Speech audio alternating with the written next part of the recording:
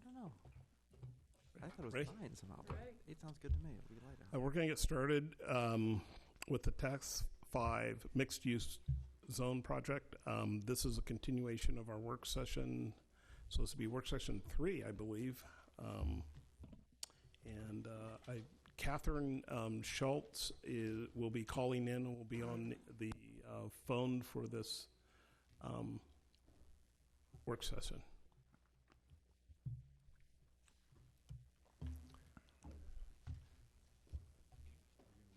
You want me to get started, Andre? Yeah, Okay. Go ahead.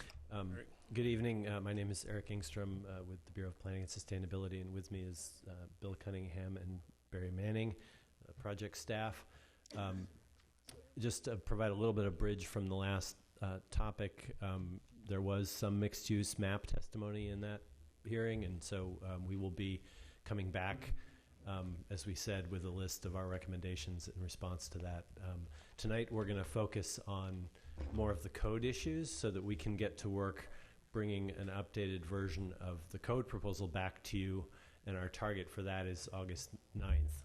So a couple weeks before August 9th, we would hope to release an updated code draft that responds to the direction you gave us in previous work sessions and tonight. And we have quite a long list to still get through, so one of my jobs is to try and move us along tonight and be timekeeper and just keep us aware of where we are. You should be working from a memo from Barry Manning dated July 5th that has the items laid out, and this is basically the same memo you worked from last time, but it's been slightly rearranged to accommodate the direction in terms of the order of topics.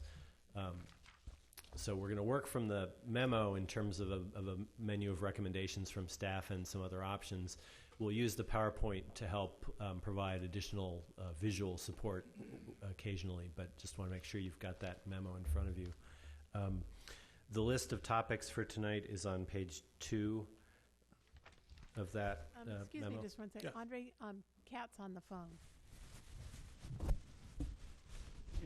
Hopefully. Oh. It says no signal. She said she was calling. Are we short a few memos there, or? No. Okay. It says no, keep saying no signal. I have one. Teresa needs one. I'll get her number and you can call her.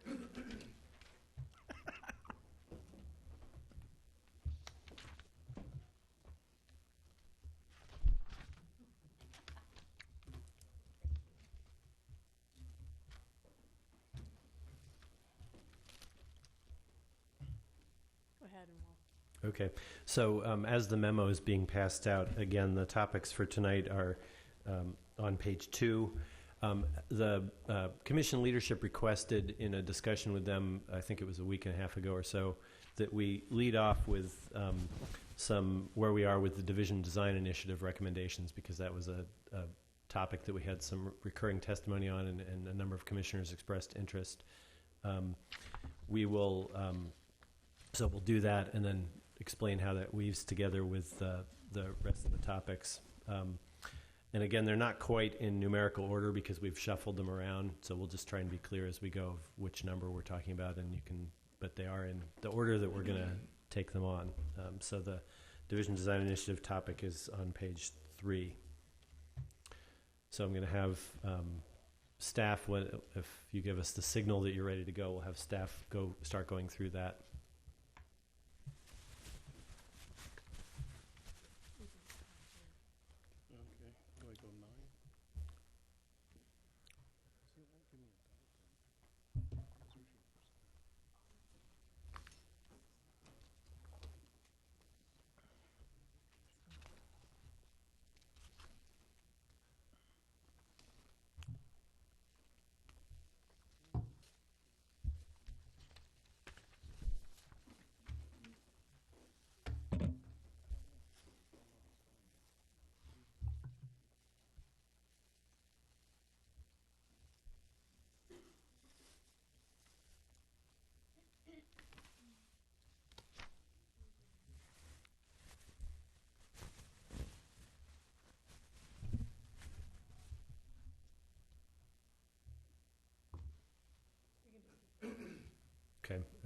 So Barry, Are we ready to go? Okay. So Barry Manning, project staff. I'm going to talk a little bit about the Division Design Initiative, and first we want to recognize that Division Design Initiative did a tremendous amount of work with the community in exploring different design issues in the Division Street area and in Southeast in general. And we, as staff, both Bill and I think Marty Stockton to some degree, work with them pretty extensively to understand some of the issues and concerns that were being expressed by the community around Division Street in the Richmond neighborhood and at Sunnyside, and there are varying perspectives from those neighborhoods, but worked a lot with Division Design Initiative to kind of look at their ideas and some of the issues that they were uncovering and see where there was common interest, again, where we could incorporate elements of what they were proposing or uncovering into the citywide, and again, the citywide mixed-use zones proposal that we're putting in front of you today, or have been putting in front of you for the last few days. So that is the background and the context of that. And so at this point in time, our staff recommendation is to really go with staff's proposal here and consider selected elements of Division's proposal for future work program elements. We've got some work to do on the neighborhood contact requirements, which is part of the mixed-use zones project. We'll be working towards incorporating some of Division's ideas in that. There's the design overlay zone assessment project that is underway, and we'll be looking at design issues throughout the city and looking at how to improve the design review processes, both the standards and the guidelines. And we think some of the DOZA or the Division Design Initiative recommendations fit well into that. And there are also the opportunities for future refinement plans and specific area plans that might be appropriate for some of Division's issues as well. And the reason we're recommending that is I'm just following on the slides here and looking at the numbered items 1, 2, 3 in the memo here on page 3. Many of the Division Design Initiative recommendations that were discussed are already incorporated in the mixed-use zones proposal. And we are incorporating and applying the design overlay zone on Division Street, which we think will address many of the issues that they're raising and concerns about. And we'll go into a little bit more detail on that in a minute. Other Division Design Initiative recommendations we explored as part of the staff development of the proposal, but didn't feel it was appropriate to apply them citywide in a more broad mixed-use zones proposal. And then thirdly, again, as I just mentioned, some of the Division Design Initiative recommendations are very specific to design issues that might be more appropriate to look at in a design review process that could be applied through use of the design overlay, which will now be applied on Division. So we think that that might be the better approach. So these next couple of slides here, and I will refer to the PowerPoint on this one, cover some of the topics that are in the Division Design Initiative proposal and that are covered in the mixed-use zones. And we attached, by the way, a long attachment. We can go over any of these details that you wish, but I'm just giving you the summary here. We attached at the end of the memo an attachment and a staff kind of analysis of which elements of the Division Design Initiative's proposal really wound up, at least partially in the mixed-use zones proposal, and which ones we think are more appropriate to defer to a later time frame. So in the mixed-use zones proposal, one of the Division Design Initiative recommendations was to roll residential use into the floor area ratio structure that we have for the new zones. And we have done that, as we discussed at the last meeting. We've included residential in both the base and in the bonus, and we've hitting on the second number here, tried to incorporate a bonus for beneficial uses as part of the mixed-use zones proposal as well. One of the things Division has expressed interest in was trying to get allow larger developments where there was a beneficial use that would accrue alongside with them, and they mentioned affordability as one of those beneficial uses. The new mixed-use zones proposal has that construct in place and will be, again, further amended as the inclusionary zoning moves through, but that construct is in there. So those are two things that Division... Is that affordable commercial or just commercial? That would be affordable. Oh, I didn't have enough room on that line, but it's affordable commercial, yes. Okay. Yeah, yep. We also incorporated number 3 Division Design Initiative recommendations for incorporating more screening and landscaping requirements in inner neighborhoods. There was a desire to have more greening of the environment in the Division initiative, and we have included... a landscaping requirement in the base zones that would be applied in the inner neighborhoods pattern area. And as you recall from our seems like a long time ago discussion about that, you could either do 15% on-site in-ground landscaping, or we had some options for inner neighborhoods where they could substitute an eco roof if it was a larger area, pervious pavers, or a large tree, or use structured planters to count towards the landscaping requirement as well. But we did include that in there, and that's a change from the existing CS zone regulations that require no landscaping at all. So we feel that we've made progress on that. We are proposing neighborhood contact for mixed-use zones development citywide now. Division has had that, and they're recommending a 2, or they might describe it as a 3-step process where a developer would meet with the neighborhood, hear the neighborhood's comments and concerns, and then come back and talk about how the project has either been modified or evolved based on those discussions, if it has. And as part of that neighborhood contact improvement project that we're going to be working on over the next year, we intend to incorporate more clarity about that process and indeed go to potentially a 2-step process. But we do want to recognize that Division's been influential in that. They've talked about parking impact management. As you know, we've got a TDM proposal associated with mixed-use zones, so we think we've met that. And then finally, we are applying the design overlay zone. So we do think that that goes in large measure towards meeting some of the issues that Division is concerned about in terms of design. The next slide shows, whoops, wrong way.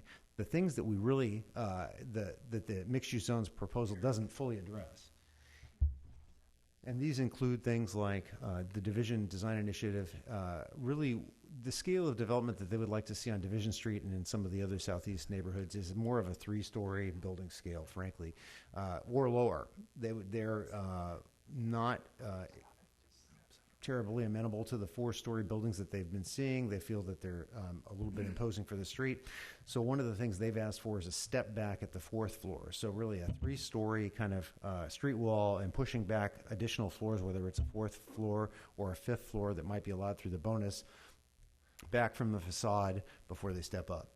They've also asked for more building articulation than we're proposing in the mixed-use zones project, through side step backs and stepping down in scale to adjoining properties. And that top graphic here tries to illustrate some of that. They've asked for step backs for upper floors to separate buildings from each other to provide windows in those areas. And they've also, again, this also illustrates the step back after the 3rd story here. So that's another one of their requests. They've asked for scale transitions to existing development, whether the lower scale as well, so there may be more of a transition between those. We don't typically do that in our current zones. We provide the transitions to the zones rather than the development. So if I could drill down on that one. Sure. So, essentially what they're proposing, if I understand it, is that you would do side step downs to sort of moderate. In some ways, I think it was moderating the pace of change, right? If you got a small building, the building next to it can only be so tall at that transition. Then maybe eventually that lower building gets replaced, that gets to reference the one that got previously created, and things grow organically rather than just sort of springing up out of the ground at allowed height, right? So what would be the downside to adopting that kind of scheme?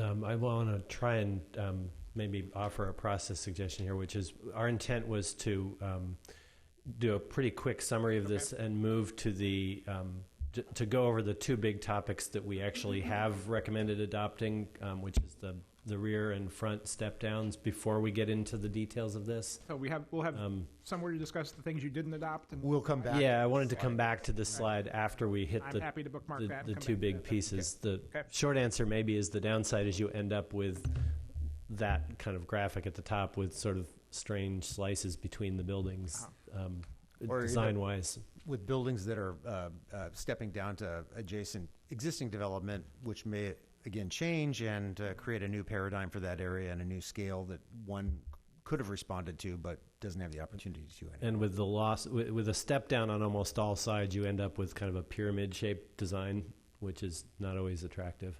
Okay, we can come back. A couple of other things they've asked for is incentives for adaptive reuse. We think that's a a worthwhile idea to pursue, but this project wasn't scoped to look at SDC waivers and things of that nature. So that is something that, could be looked at more broadly later on. Energy compliance, we did have a bonus for kind of a green or energy efficiency bonus structured at one point in time. It was, some of our research showed that it was hard to monetize economically, as you heard in some of our briefings, and could potentially compete with the affordable housing bonus. So that was ultimately dropped, except in the large-scale plan development bonus. So it still exists there. Plan district boundary expansions, our take on that is, again, we weren't charged to look at the extent of a plan district area. We were really trying to just set new base zones and not really modify the plan districts that were out there. The reason that Division has a plan district was we ultimately took apart a Main Street overlay zone and created 3 separate plan districts because the regulations are different in those areas, but we didn't actually modify the content of those very well. So we think that might be something that could be something to look at later. And then again, the design issues that I've mentioned, they've asked for smaller building increments of 25 to 50-foot building increments to match existing scale out there. Seemed inappropriate at a citywide scale, but might be something to look at in the design guidelines. 45-degree cut corners, those exist in some buildings, but not everywhere. So again, maybe more discretionary design review might be able to look at those kinds of things. The windows, raised window sills and clear story windows are good ideas. We have provisions in our existing community design standards that allow for those, and maybe in the community design update, the DOZA process, we can look at maybe modifying or tweaking that a little bit to be more specific to these areas. Same with recessed or frequent entries, permanent awnings. All of those issues are really more design elements that we think are probably better deferred to that DOZA project than trying to take a stab at incorporating them in the mixed-use zones project right now. But having said that, as Eric said, what we wanted to do was review the topics of the step-downs, step-backs, and transitions that we do have proposed right now, see where the commission lands on those, and then we can come back to some of these division elements and see if you want to take a step further or go with the staff recommendation. So with that, does that work for folks? Great. Okay, with that, I'm going to go over to topics 4.2 and 4.3, which we started in on last time, and Bill's going to describe them again for you really quickly. What our staff recommendation is, again, is to retain the step-downs to the adjacent residential zones. As you'll recall, we're asking the back sides of the building where you've got a residential adjacency to step down to either 35 feet when you're abutting a single dwelling zone or 45 feet when you're abutting a multi-dwelling zone for mixed-use zones. We have proposed bonus step backs.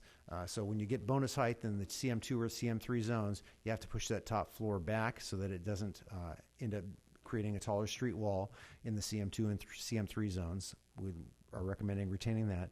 We did talk about removing the step back over 55 feet in the CM3 zones on those narrow streets. We think discretionary design review will at least be able to look at that issue and kind of moderate scale. So we think that that is a provision we could remove. And then finally, we have provisions for building articulation and building length, and we're recommending retaining those. And we talked about the height issue, which was topic 4.1 last time, and we're going to be returning to you with a proposal for that in one of the next 2 work sessions. So Bill's going to lead us through the next. Thank you, and most of you have seen most of these slides. I'll try to be brief, but just to remind you, the term step down we're using for step downs in allowed building height adjacent to lower density residential zones, and then we also use the term step backs on the street frontage for upper levels that in certain cases would have to be stepped back from the main elevation. One thing I wanted to clarify too is these step downs and step backs are not going to be required in all cases. In the lower scale CM1 zone, the 3-story zone, they would never be required. In the mid-size, the 4-story CM2 and CE zone, they would be required. The step downs to residential would be required adjacent to single family zones. If you're building up to the base height of 45 feet, there would never be a front step back requirement proposed or required. It only would apply if you're pursuing the 5th-story bonus height in the CM2 zone. CM3 zone, those step downs and step backs would occur in more situations, The step downs to residential would apply both in the single-family zones and some of the lower-rise and multi-dwelling zones. And the original proposal for the front step backs would be that it would apply to the 7-story bonus story, as well as anything above 55 feet on narrower streets. So it's part of that we're proposing that we drop. Right.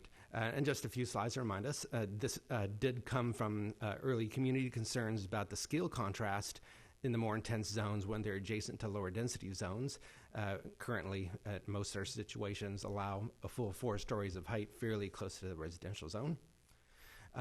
What we are proposing to do is to build on existing regulations that already apply in the design overlay and in several plan districts, which limit height within 25 feet of lower scale zones.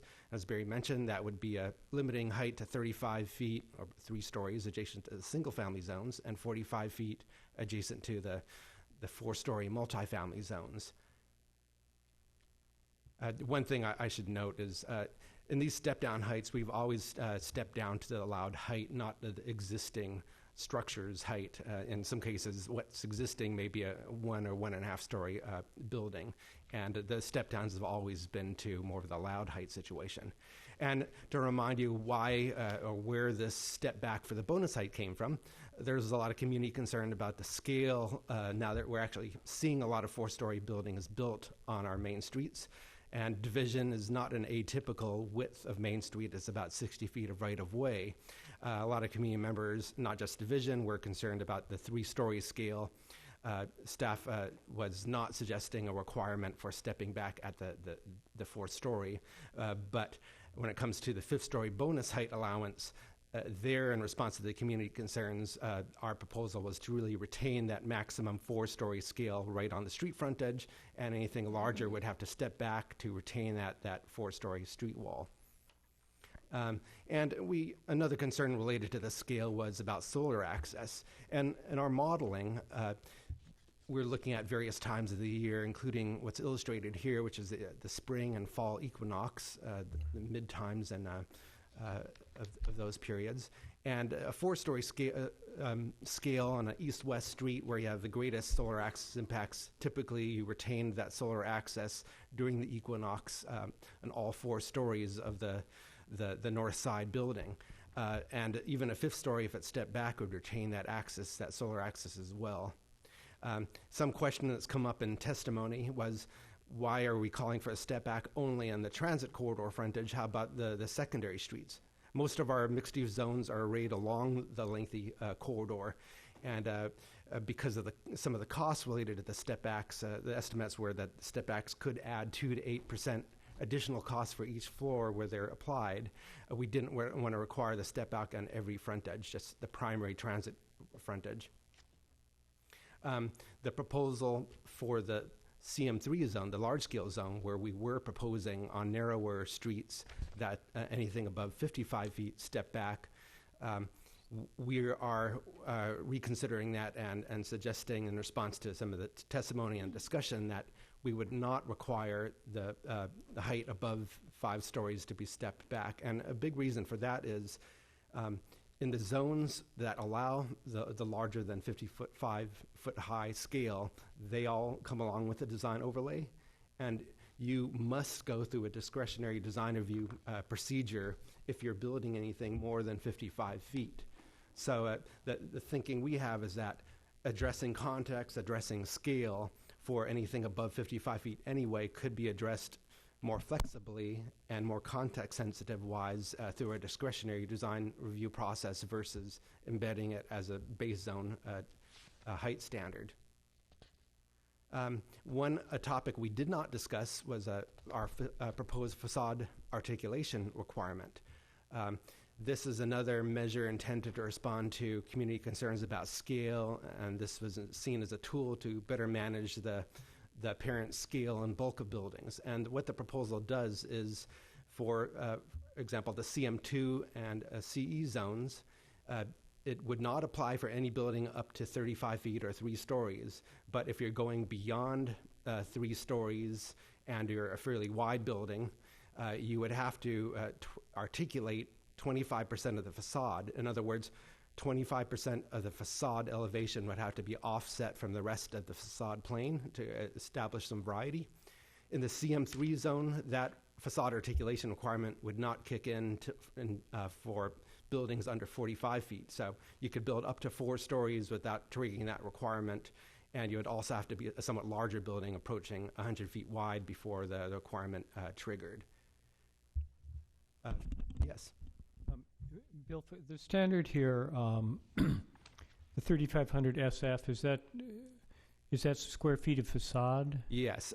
So that would be 3,500 square feet. If you're a 35-foot high building and 100 feet wide, you're hitting that 3,500 square foot wall plane. So threshold. the threshold is basically 35 feet height and a half of a traditional Portland block.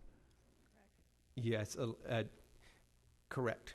Okay. Correct, but just to clarify, we would never require the articulation on a building that is 35 feet high or less. I believe that's the way the regulation is written. Right. It has to meet both criteria. It has to be over 35 and over 3,500 square feet. So a 3-story building in the CM2 zone would never be subject to the requirement. And one thing I wanted to highlight too is there's some testimony raised about whether these requirements could result in uniform development, everything will look the same. The intention and the way that the regulation is structured is to allow a variety of approaches for meeting that 25% articulation, and these are a number of projects that illustrate a variety of approaches to meeting that requirement. You could step back the upper story, you could articulate in a fairly traditional, more bay windows approach, or really a more modern asymmetrical approach. One thing I should also mention is that that idea of stepping back the 4th story, that was seen by staff as that's one way of meeting that community goal would be also a means of meeting the articulation requirement. So that 4th floor step back could be something used to meet this requirement, and it could, through discussions with the community, be something that a developer might be encouraged to do. And that's shown in that bottom left diagram there is what we're illustrating. As a courtesy to Kat on the phone, maybe we could let her provide her comments on the articulation and the setback now, and then we could have some other comments. Does that work? Sure. I wonder if I should just finish the articulation building length comments and illustrations, just so we can be clear in this. This slide is just showing some examples that would not trigger the requirement. There's sometimes very small 4-story buildings that are, say, somewhat less than 100 feet wide. Those would not trigger that 3,500 square foot building facade plane trigger. Same thing with the 3-story building in the lower left. And the right side, upper right, is showing a 4-story building in the CM3 zone. That would not trigger the requirement. It only triggers in the large zone above 4 stories. Also, if you create a clear division in a building, we count each of those facades as separate wall planes. So if you're doing a courtyard arrangement like this, even for a building that's 100 feet wide or more, it would effectively allow you to not have to meet the separate articulation requirement for each of those building components. Another aspect is we are proposing a limitation on building length. There was a lot of community concern, especially when it came to some of the larger blocks we have further from the central city. Sometimes they're 460 feet or 600 sometimes. There was concern about overly long, what is described as monolithic buildings. There's interest in trying to break up the mass of buildings. Some community members, including Division, really wanted to break that mass at more of a 50-foot wide maximum length. What we proposed was limiting building length to 200 feet. And that was intended to accommodate some concerns we had heard about things like grocery stores. Think of the New Seasons at Fremont Williams, where having that mass of 200-foot length is pretty important for the floor plate for those retail uses. But what it would still prevent is if you have a very long block, about 600 feet, for example, like Grant Park Village, you would not be able to do one undifferentiated length of facade. This requirement would require some break in the building at anything more than 200 feet. And the buildings could still be attached. The break is intended to be measured only for the first 20 feet from the property line. So you could do a larger building that has some articulation to break up that building length. So there are two components, again, to this breaking up the mass, the articulation and the building length standard. And our proposal is that, as with the other response to the mass issue, that we retain these building articulation and length standards as part of the proposal. Catherine, do you want to comment? Andre, did you ask me if I wanted to comment? Yeah. Yes. Yes. Here, Barry and Bill now. Yes, that's what he asked. Thank you, guys. So I guess two things. So first of all, or one thing is a question, because Bill, you made a comment in your presentation that I guess I misunderstood. And one is you said that bays are allowed as a means to break up or provide facade articulation. Is that correct? They could, although the current proposal does not allow bays that project into the right-of-way to count towards articulation requirement. And the reason for that was there had been some community concern about extending building mass into the right-of-way narrows that sense of street space even further. So the proposal was that any projections into the public right-of-way would not count towards the articulation. You could do a projecting bay that has, say, recessed balcony areas to the side of them, and as long as things aren't projecting to the right-of-way, they would count. But the proposal would not allow projections into the right-of-way to count. So maybe since we're just on that conversation, my comments to that would be elsewhere in the city, that's certainly allowed. I would like to propose an amendment to allow bays to project into the right-of-way. I think it's a great way to provide facade articulation. It's much more economical than a step back. And sometimes it is literally the make it or break it mechanism that we use as architects to get a performer to work for a developer. And especially when you're requiring all of the step downs that are happening against the residential line, I think this may be one of the tools that actually gets us as a development team to the point where we have a building that can be built. I want to make one clarifying comment here that the proposal is not to prevent bays that go into the right-of-way. The proposal is just that doesn't count to meet the articulation standards. So you would still be able to do bay windows overhanging the right-of-way if you get the appropriate approval from PBOT. Okay, well that's awesome, but I guess I would then say if you're going to do it, let's allow it as a way to break up and allow for facade articulation, because it's achieving what the goal is of facade articulation. So that would be my amendment. Otherwise, I'm okay with this particular issue on facade articulation. We take that one up first. What about the And I don't know how you want to do this. You want me just to jump into my comments on setbacks, or you guys want to discuss? Yeah, that? let's just keep going with you so we can get all that on the table. Okay. And then my last kind of, I guess, comment was what you said. I think I've said before, I'm not a big fan of step down to the neighborhood. I think there's other ways we could have and should have gone about it, but I'm willing to kind of accept where we're at this point with that. My issue is more the step back along the corridors. The reason I am opposed in general to this as a requirement, I think it's a great option for development, but as a requirement is it's very costly. And it also adds height. So not only have you added more cost to the building, you've actually just required the building to be taller, just due to the fact that if you're going to make these step back or step down areas accessible to people, you have to kind of increase the floor height.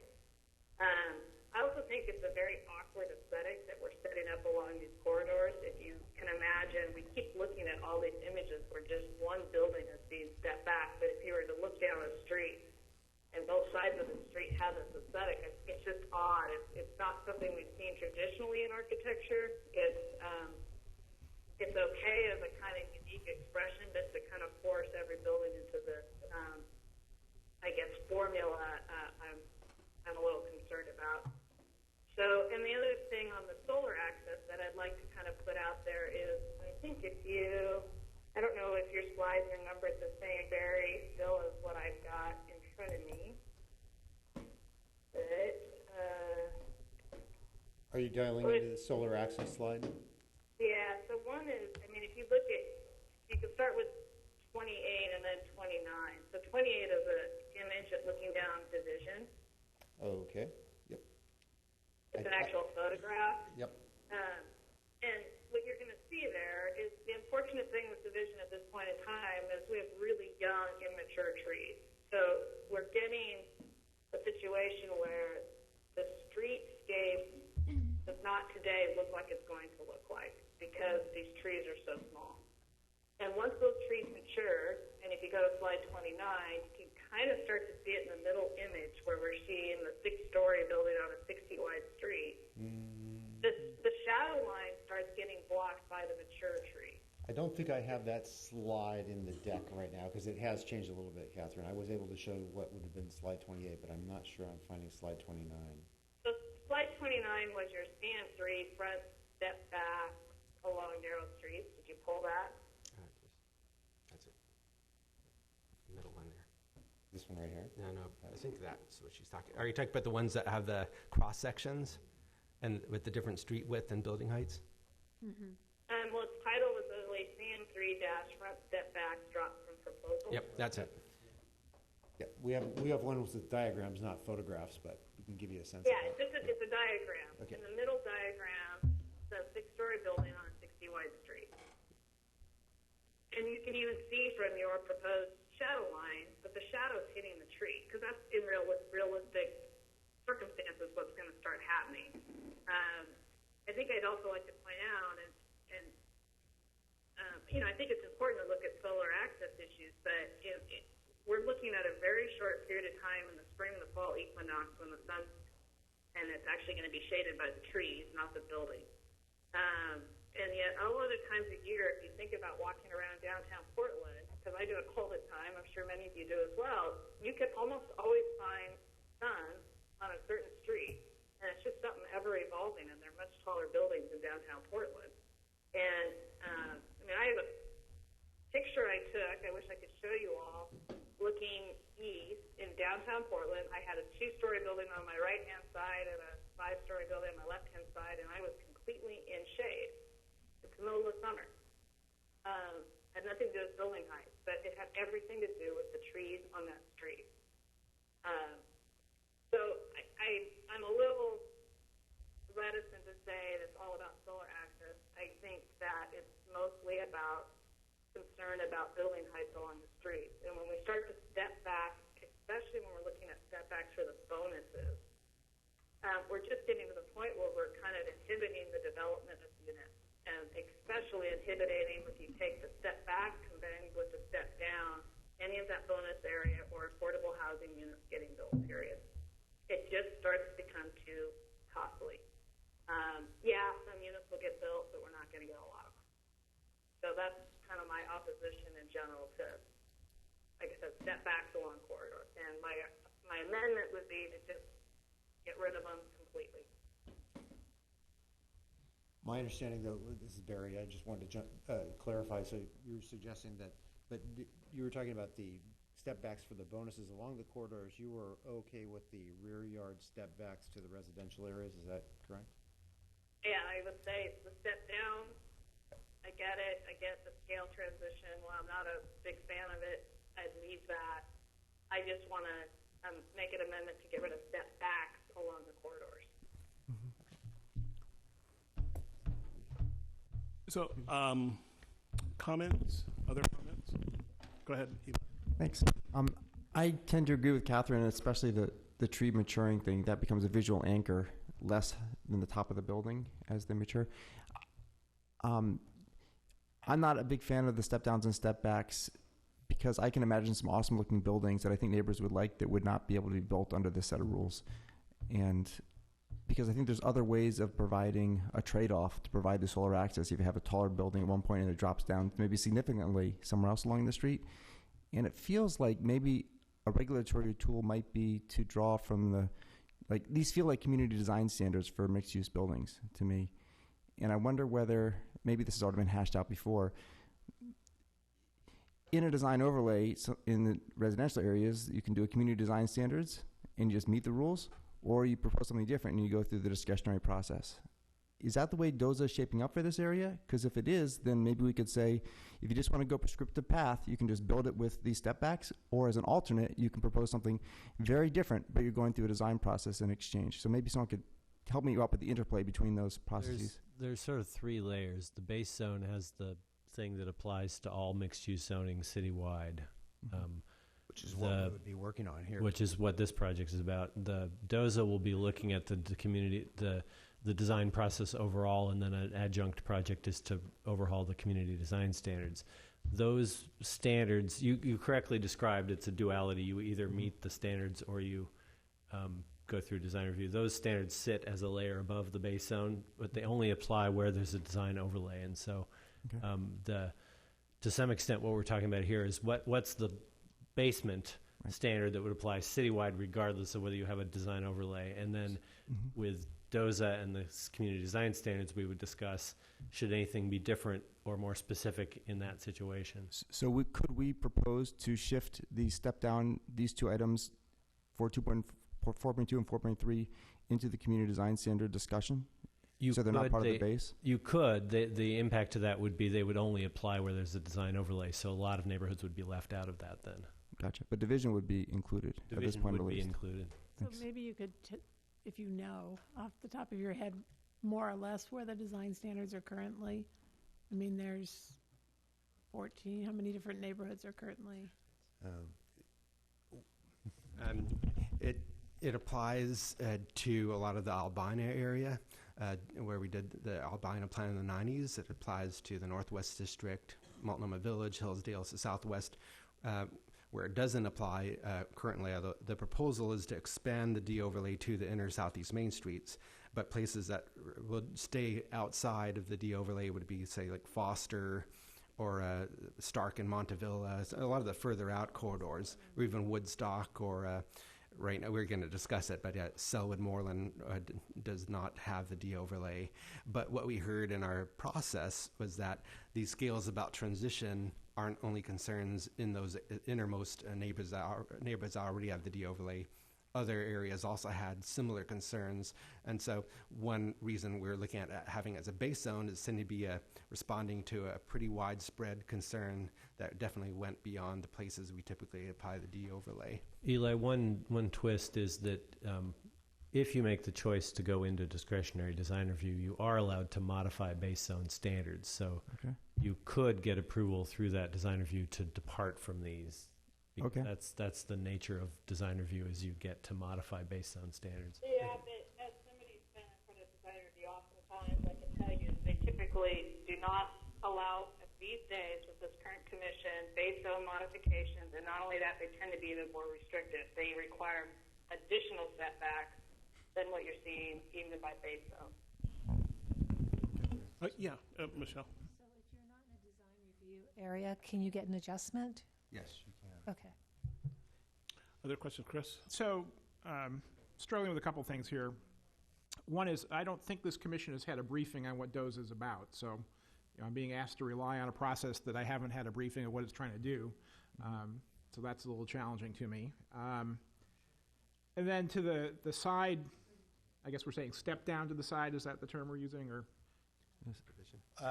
If you're speaking to division specifically, yes, that was the side step down. So we were going to come back to that one, but we can go ahead now. Well, Catherine was speaking to it, so I guess I wanted to pile on to that. Well, Chris, just to clarify, when I would say step down, those are the transitions on the residential zone. Those are the ones I'm saying I'm kind of reticently saying I'm okay with. It's the step backs along the corridor that I am not supportive of. And Kat, the one twist was that earlier when you were trying to get on the phone, we went over the Division Design Initiative proposal, which would be to have a step down on the sides of the buildings as well. And I guess I would pile on. I'm not in support of that either. Okay, so you're saying we have a point where we're going to discuss that later? We can come back to that after we Okay, discuss all right. this. Yeah. I'll hold. Thank you. Other questions? I had one more on the length. Should we do length also? Yeah. If you have, it was mentioned in your last write-up that you have a whole bunch of buildings in historic street that add up to more than 200 square feet, but the lots are 50 feet wide. I assume that wouldn't be an issue.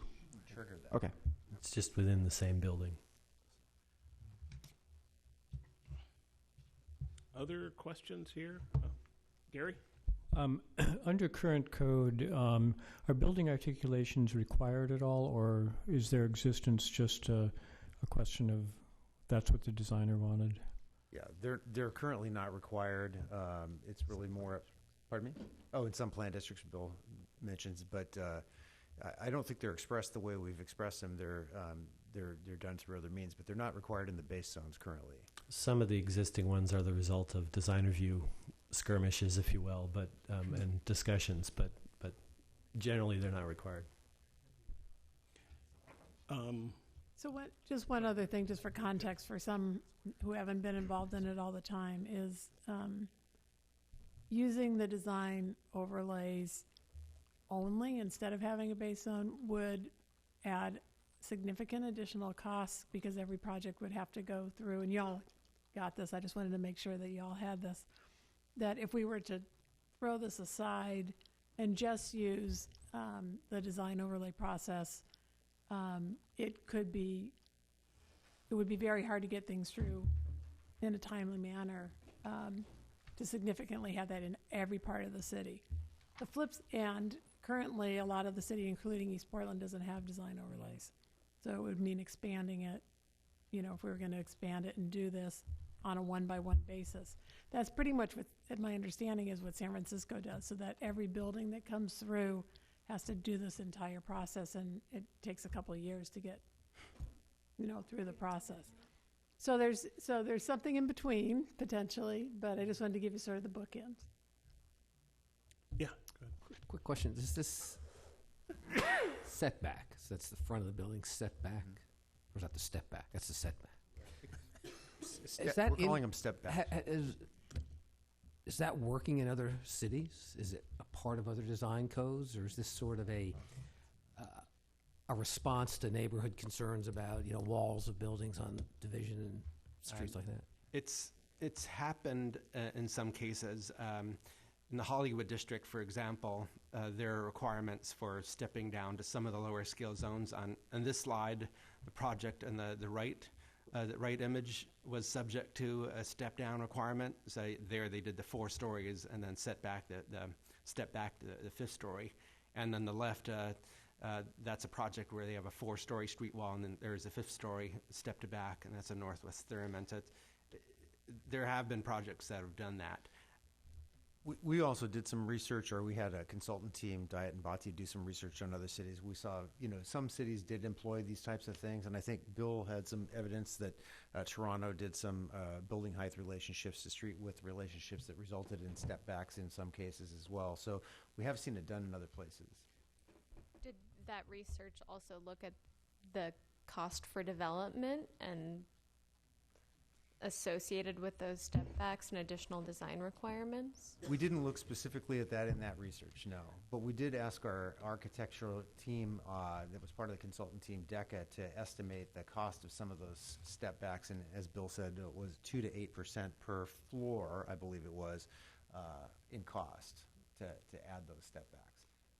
Yeah, and it's definitely not something you do if cost is paramount. A big reason it's proposed was really that community discussion, the concern about the 4-story scale. We weren't willing to require a step back after the 3rd story, but part of the idea is if we're going to go beyond the existing allowance for 45 feet, that additional height would be designed in a way where you're still seeing something no more than about a 4-story street wall height, even with the bonus for it is kind of contextual that a lot of the testimony we received, or a lot of the comments we received on the discussion draft that came out before we brought our proposal forward was that many neighborhoods asked us to limit heights to 3 stories and citywide, and this was having a step down at the front, or a step back, or whatever we're calling it, was seen as a way to advance some concern about that without limiting heights to 3 stories. And I guess I would add, if I may, one of the things, the most frequent zone that the CM2 would replace, where the 5th story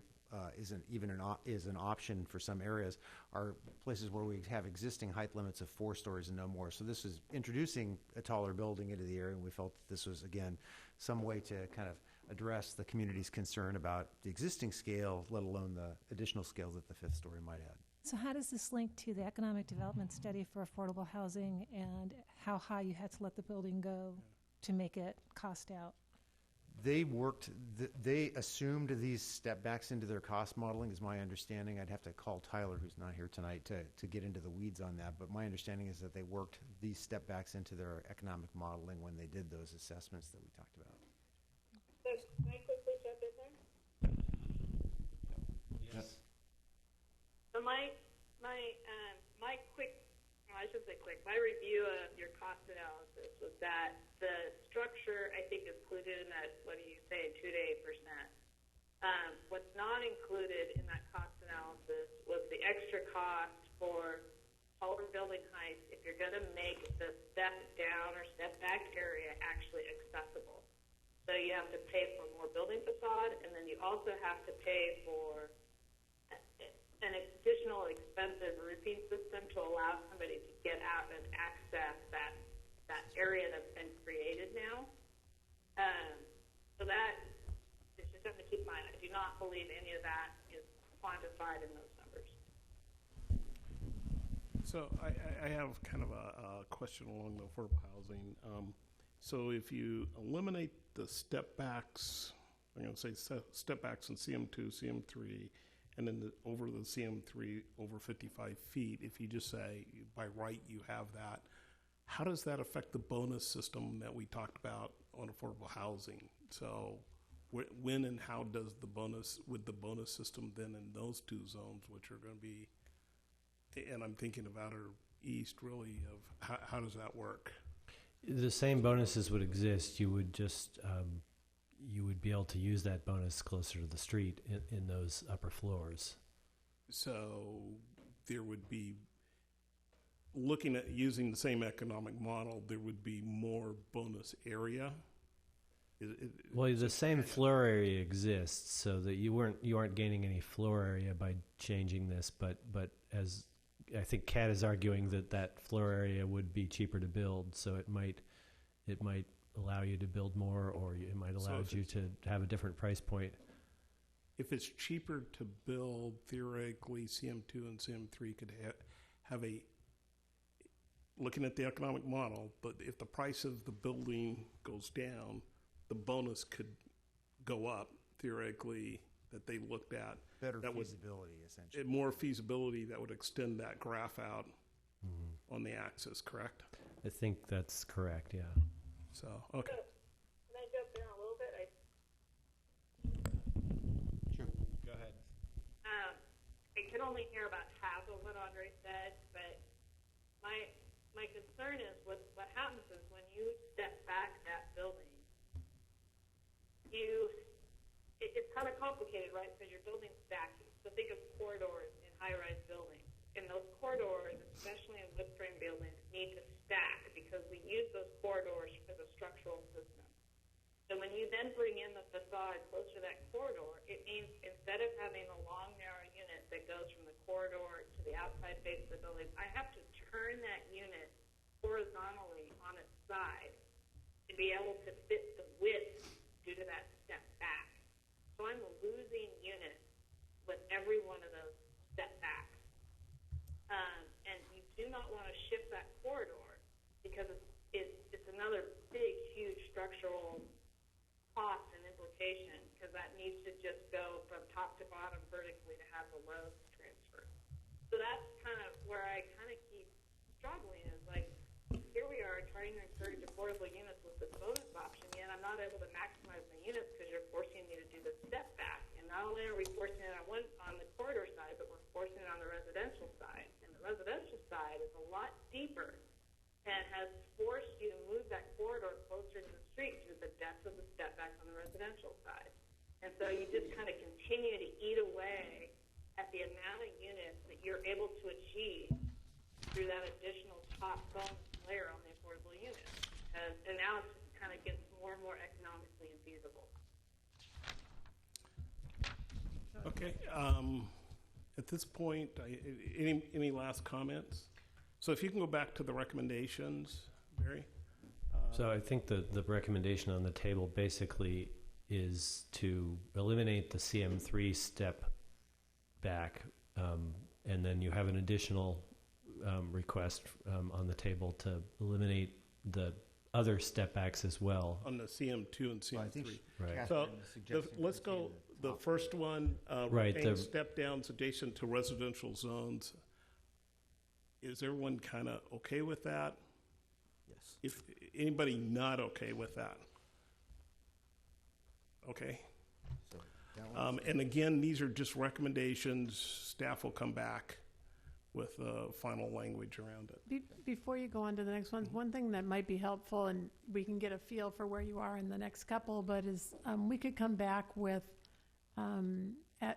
actual example buildings and doing what Kat was just saying. Okay, if we were to require this step back, that means 3 less units, and that's the trade-off for what you get in terms of the improvements of the street facade and the improvements for everybody in the neighborhood. But then you can weigh it better versus just saying we're giving up on affordable housing or we're giving up on the neighborhood. And so we'll try to put a little bit more around that with some real examples. Would that Is be everyone helpful? okay for that, for retain the bonus step backs in CM2 and And CM3 zones and remove the step back over 55 feet in CM3? That staff comes back to us a little bit later in another work session with some examples. I also don't want to put this off too far. Too far, I kind of want to get a general feel. Or do you, Which are side you or the okay? other, and You'll what- get a final vote on. We'll go back through and itemize what we've talked about on the 9th after we've brought back a draft code. I'm Well, I like- concerned about the setbacks. Okay. Go Yeah, ahead. Just real quick. I'm concerned as well. I'd like to see those trade-offs. Frankly, for me, it's a little difficult to be spending so much time on design standards and not talk about affordability. So I'm concerned what we're trading off in these discussions. Mike? Yeah, well, my concern, it's not just about the neighborhoods, it's about how the city looks. So I don't know if it's the middle way that Susan referred to, but I really do think it's helpful to have images that we can look at. And what I'm interested in doing is making sure that we have excellence in design. And I know affordable housing is an issue, but we don't give up on everything else every time affordable housing is raised as an issue. Okay? It's a package we're trying to get here. So I'm concerned about how these buildings look over the long term. We need to do both. Gary? On a process level, do we anticipate coming back to some of these design issues when the affordable housing plan comes before us? And will that be integrated with the affordable housing plan when that comes before us in the fall or winter? I think that we've said with the affordable housing plan, what we're doing here is the basis of their economic analysis. So they're going to be quantifying what they think that bonus is worth at that time, given what we've done to the mixed-use zones. So I think the answer is yes. It's a package analysis of the end result of this, of what we're talking about here. But were you asking if they would come back with any design type issues at all, or just the economic issues? It's a design. Are you asking about design?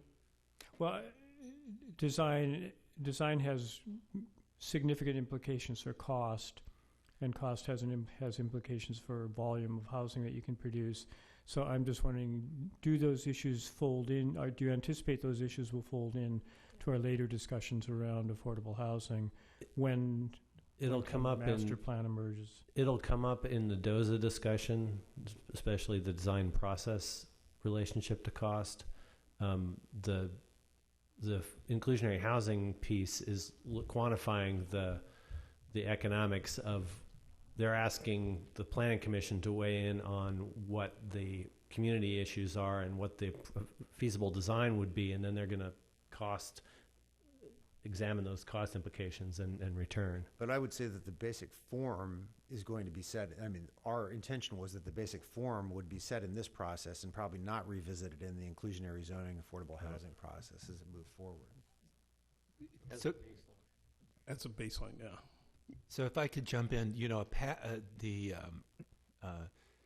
it sounds like we're really on the street front talking about two options: step back, no step back, and under these different zones, correct?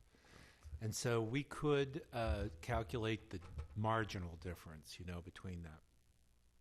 The way it would play out, and so that when you get to inclusionary zoning decisions, we'll be able to judge how much more cost it adds, thereby how much less housing we sort of feel like we're able to require, because that's kind of how it works. There'll be, you have to make the affordable housing that's required under your inclusionary zoning provisions feasible, economically feasible. So building costs go up through things we require. It's either going to be reflected in lowering of the, payment in lieu, or maybe a less percentage of the units. It's got to come out of somewhere to get the whole equation to work. And then you'd be able to say, this is important, but you would have a little more concrete to weigh against each other. There's also a cost to the process of negotiating case by case, right? If it's conceivable to set very loose standards that don't have any articulation or step back, that would result in building by building fights at design review, which could end up costing more than the cost of constructing some of these articulations or design things. So there's a trade-off there too. Are you going to spend money on process, or is it in a prescribed set of standards? Right, but on this one issue of the step back, I think we might be overcomplicating it. It's, we can bring back models, so maybe it's easier to judge its value for the street. We can estimate the marginal cost more that design element might cost, and then make a judgment, because the more variability we leave in, the more complicated all of our ability to judge what it's going to do the inclusionary zoning is. And we can maintain all that flexibility. We just need to make sure that we really think it's worth it. Like, one could just make this decision, and we could give you enough to maybe make that call. It seems to me that if you say you're going to do step backs on the street frontage, we have that package today under the economic model, so we know where that lands. And we kind of know if we're going to lose 2 or 3 units in affordable housing. But when you look at the inclusionary zoning, that's coming back with a set of kind of trade-offs. So there's SDCs and a number of other things that, as we look at the development of these units, what then we get a look at, okay, we have a step back, it's 8% higher, but what are we willing to, as a city, give away to get the housing back in there? And it seems to me we have a good opportunity to have that discussion at that point, and we can retain some kind of design in the DOZA process too. But my concern is, I think it's a package, and I do. I think you just don't say we're going to build boxes and then we're going to go chase down housing later on. I think you look at what we're doing today as, is this, part of the community, part of the design? What can we do for the community design, the development community, as maybe a compromise there? But then when you get to housing, you have a package, a base zone to say, here's what we have, and they can calculate what the trade-offs are at that point. So we'll try and make this much more clear, and we'll send that back out to you in terms of, and it's not going to be an exact science, but it'll be able to say, in general, here's what happens also with the step downs to the residential zones, because Kat's texting me here and saying, she's saying, wait a minute, potentially there's way more loss doing that, and yet you've all agreed, than there is at all from just the little bits of step back. And so I want to make sure that we're making the decisions, at least to start with based on some facts, and then we can go from there. So we'll provide that for you over the next couple weeks. Well, just to be clear, are you suggesting we defer this question? Because that would change our schedule for project. It seems to be. What I'm hoping to we do ought is get a general general understanding of where the commission is tonight on this issue. And I guess I already heard that there was a general agreement about stepping down to adjacent residential Yes. zones. yes. And if the other issue around, not the articulation, but the step back results in a couple units lost, that's a different thing than if it's, 20 units lost on a half block or something like that. And so I think we need to give you a magnitude. So, for Eli and for you guys, so if we look at the number 2 and number 3 bullets in terms of staff coming back, is that, Susan, is that what your bullets 2 and 3 coming back, I think bullet 2. or just bullet 2? could we get a sense of like how many people are on the fence on this one and need more information versus are interested in keeping or not keeping? So 3 need more information. Is everybody else willing to kind of put their voice out there today? Yeah, okay, so why don't we go around and at least get Okay. a feel for that? So how many people are, as stated, in favor of retaining the bonus step backs in CM2 and CM3 today? 3. Not in favor? Or need more information. Huh? Or more information? Well, right, exactly. I'd like. He can't vote twice. How about just I think one of the problems in coming back is we know there's some costs to going forward, but there's also an aesthetic judgment we're trying to balance. Yes. We've seen pictures. I don't know personally. I'm persuaded by Kat, because she's the most articulate architect who's been talking to us, that there's not this great aesthetic benefit. This is not going to mean better designed streets. This is just one. Or am I wrong? I mean, I look at, I don't want to use the word gimmick, but it seems like in looking at the pictures, you don't go, oh, yes, that's a much better street frontage. It really depends on the overall design of the building. So I find it difficult to balance. We know there's a cost to doing it. How much aesthetic improvement is there? I come down on Kat's position, trusting her judgment, and knowing the aesthetics difficult to balance. We know there's tangible costs. So anyway, that's Teresa? that's where I land, just so everyone knows. So, whoops, is that working? Yep. Okay. So in relationship to that, with that, Jeff, is we have to look at our overall goal, right, is to make a better streetscape that make it, well, one reason why we're trying to balance this is to get the neighbors happy with the streetscape. Now, I would suggest that articulation has a much greater impact on the human scale of people walking by the building. So plaza areas, that kind of stuff. So I think if what we're trying to do is make that have a better feel to it, we should really look at where do you get the most bang for your buck, and try to focus it in that area. And, honestly, I mean, certainly a big, giant, towered corridor that has no light in it is not a good place. But for most of the people walking down the street trees, plaza areas, those are going to have a much bigger impact than a 5th-story setback.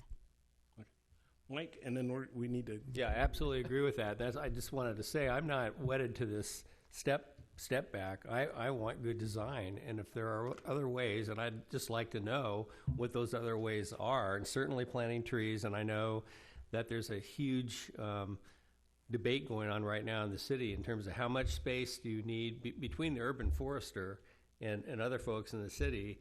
No, you can't plant trees in anything that's less than 4.5 feet wide. Well, then you're not going to get any trees. Well, we want trees to be part of the streetscape. So there are lots of other things that we need to be thinking about, articulation, street trees, et cetera, that I think do have a much bigger impact than a step back. So to move us along. So move us along. I'm thinking that number 1 and number 4 number 4, actually, I would say. Those two people are agreeing with. So number 3, how many people are? So we're agreeing with retain the step downs to adjacent residential zones and retain building articulation and length standards. But I think Is that we're modified on number by 3. Actually, I think It's four. the sense of the vote and the sense I'm getting here is we eliminate step backs on CM2 and CM3 zones. I think there's a majority saying that. And I think to remove the step backs on over 55 feet, how do people feel about that? You're in design Can I just? We recommended that one. We're recommending that one. Huh? Oh, They're recommending removing it. remove, yeah. Remove, yeah.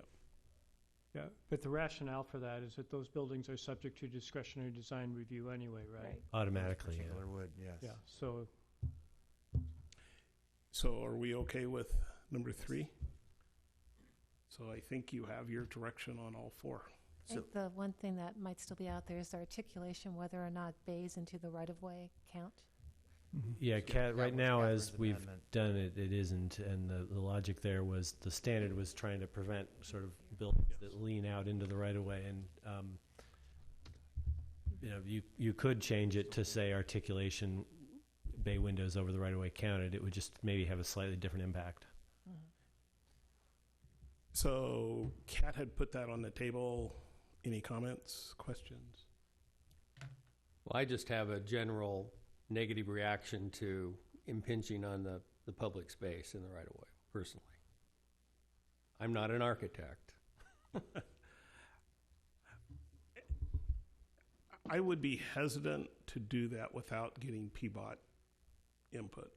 And again, you are still allowed to do the bays, and we're requiring outdoor space now, so you might expect to see more balconies in that situation. But you would still have to meet this articulation standard, and you would have to kind of offset that in other places. So is that an encroachment permit? What are you getting from PBOT? Yeah, you get a permit from For PBOT to permanent be over the structure. right of way. It's as a requirement versus an option. That's the difference for me. Well, and it would still, even if you adopted that Catherine's amendment, my understanding wouldn't be a requirement to project into the right-of-way. It would just be an option for you. Yeah. Yeah. Right, so you have an additional way to meet the articulation standard. It sounds like, at least in Kat's argument, and it sounded like there was some other consensus, that can be an effective way to accomplish articulation. It's something you can do today if you can get the permit and meet the standards, correct? It depends So on. just added another option for. It depends on what you think the intent of the articulation standards is. If your view of the intent is architectural variety, then it meets that. If your view of the intent is to pull the massing of the building a little bit back from the right of way, it doesn't really meet that. And I think it actually was more the second that the staff was trying to accomplish because of the community feedback we heard. Although it might be worth mentioning that one of Division Design Initiatives asks was to encourage projections, balcony, bay windows and balconies to project into the right of way. So how do we, on Kat's amendment? I'm okay with accounting. You guys, yes, no? I'm okay with accounting. Yeah. You're a no. Fine. Oh. All right. I just expressed my concern over the public domain. So we're okay with So Kat's can we- amendment to the articulation. So we can clarify, so you support the articulation of the building length with Catherine's amendment? Amendment, yes. And then I just want to clarify on the retaining bonus step backs or deleting them. Did the commission make a clear decision on that? Is that eliminate them? I think we voted that there's,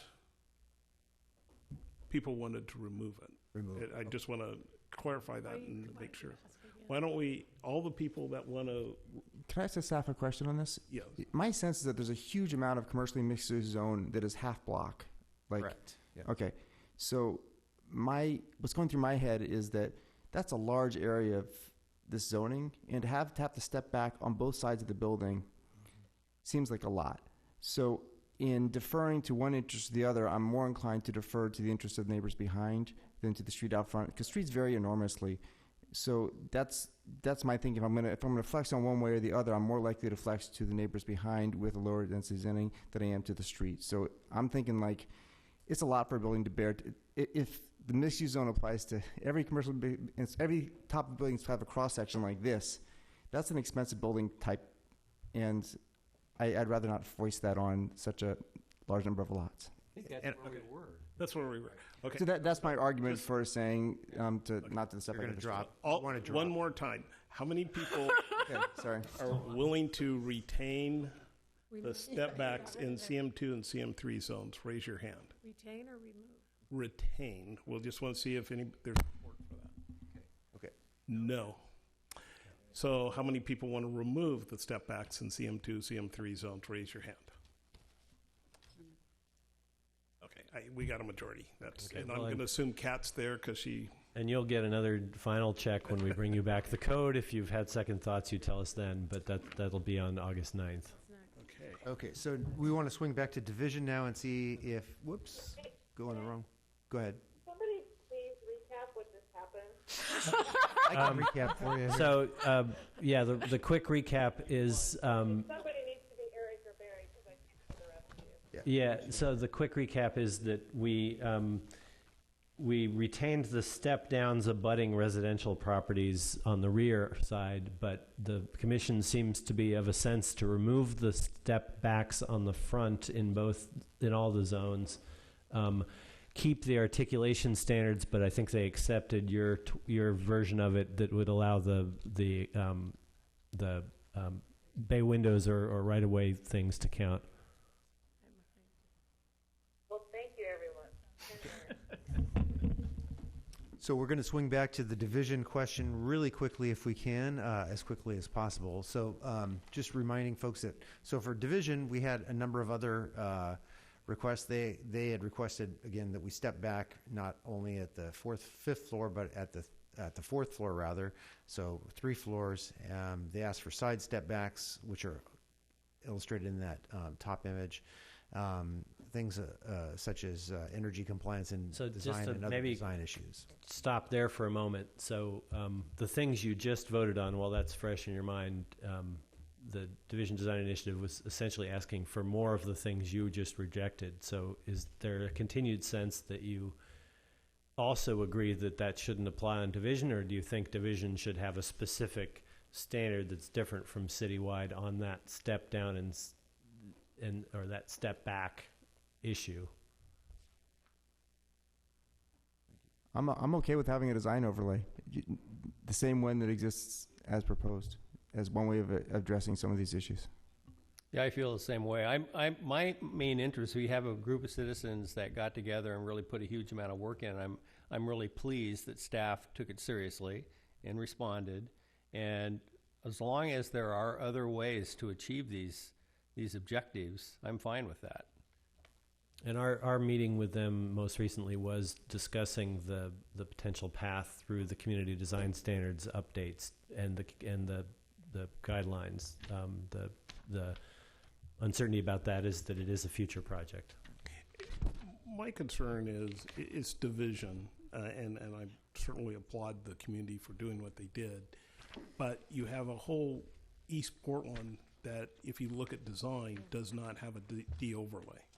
So how does 25% of our population impacted by an issue that we're deciding? I mean, it's a significant part of our city, and they are not going to receive any benefit if we just talk about design overlay, because the whole city is not going to be a design overlay probably. And so I'm great for, this is a great win for division, but what about the rest of this east part of Portland?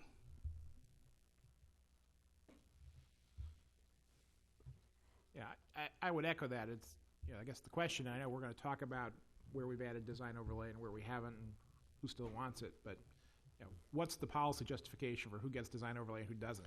And city, or is it something else? The policy that we've put forward in the comp plan and in this project has been that we would expand design overlay to the places with the greatest sort of density of development, which is for us the inner ring neighborhoods with the mixed use urban center and the town centers, which would be places like.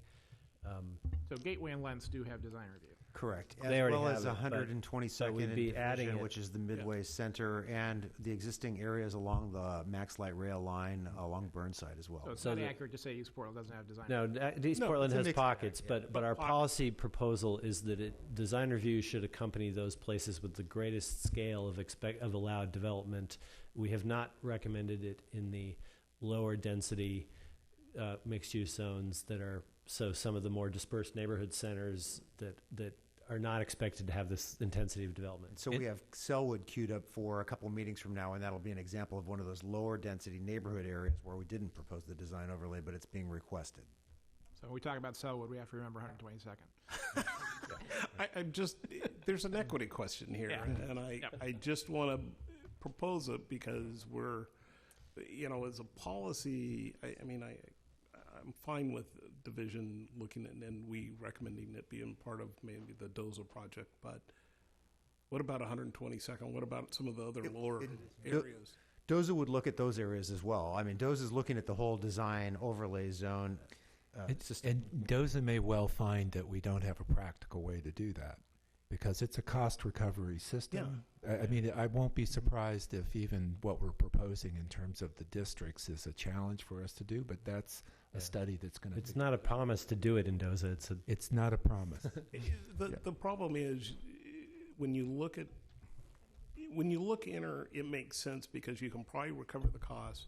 You have the density to do it. When you go into lower income areas, you're faced with not the intensity of development. And so how does the city recover a cost in that area relative to the benefit that design overlay provides to an area that's lower density in terms of minority or low income neighborhoods? And I mean, if we look at just cost, a lot of those areas that are proposed are probably not going to get it. The higher density areas will, that have the higher land values to do the cost recovery. So I'm going to do my job here, which is to try and get you to move on to the next topic. And that will return to a really important discussion around design standards when we bring in DOZA to you, and that's, down the street, but having that as part of it. So what I'd really like us to do is we have very short amount of time, 10 minutes, but I would really like us to potentially stay just a little over to be able to get through the drive-through facilities. Yeah.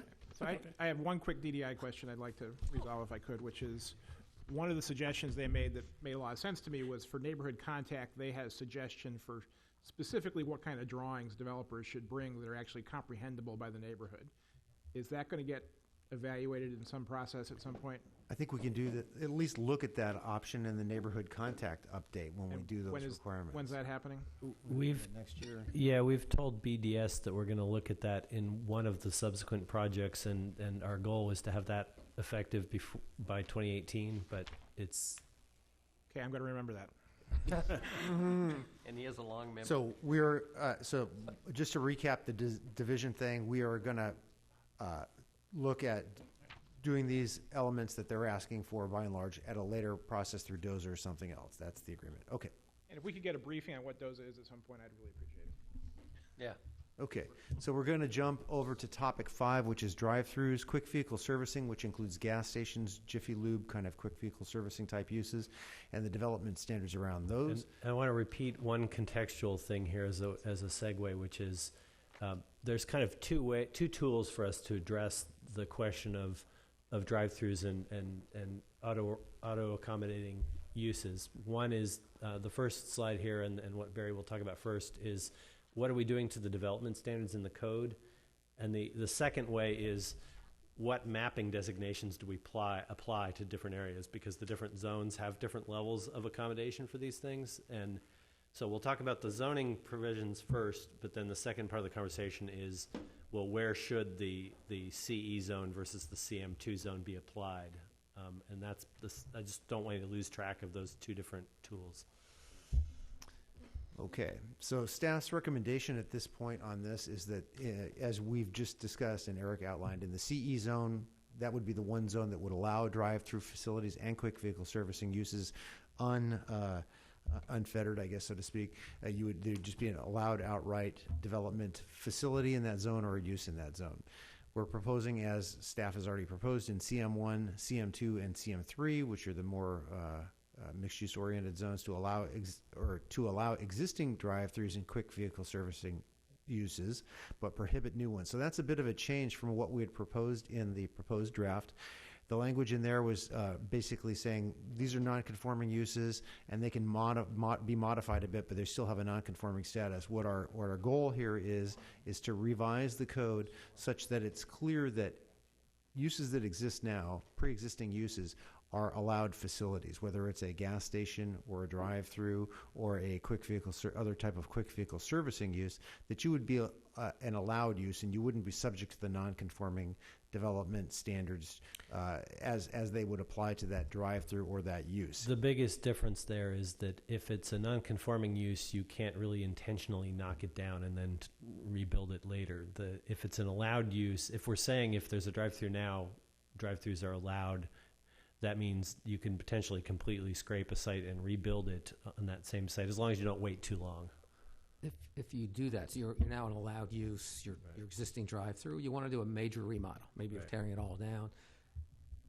If you're in CM1, 2, and 3, where you're not really allowed auto-oriented uses, so now I'm coming back to reestablish a drive-through in a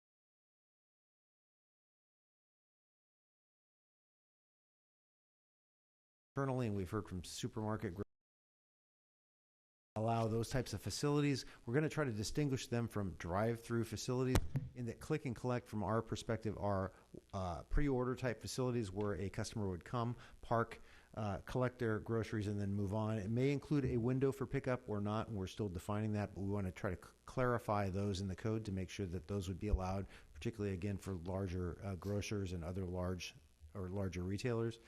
So what, again, is the essential difference between click and collect and a drive-through? I think I missed the nuance there. A drive-through would be, would have a queuing lane, and you would queue up in a line to order your product on site and then move through that line, where click and collect, presumably you had pre-ordered, you parked in a designated space, and then you moved on as your product was either delivered or picked up. So, and there may be variations of this, which is what we would discuss, but our version of it is it's kind of a pre-order designated space or loading zone, as opposed to a queuing lane where you order, and that some other jurisdictions have tried to define that as drive-through, and we thought we would try and draw a brighter line there. That's oh, go ahead. So the example I know of is the the Fred Meyer 28th and Broadway, and that has, clearly you're ordering before you get there, but the pickup mechanism has what looks like queuing to me. So.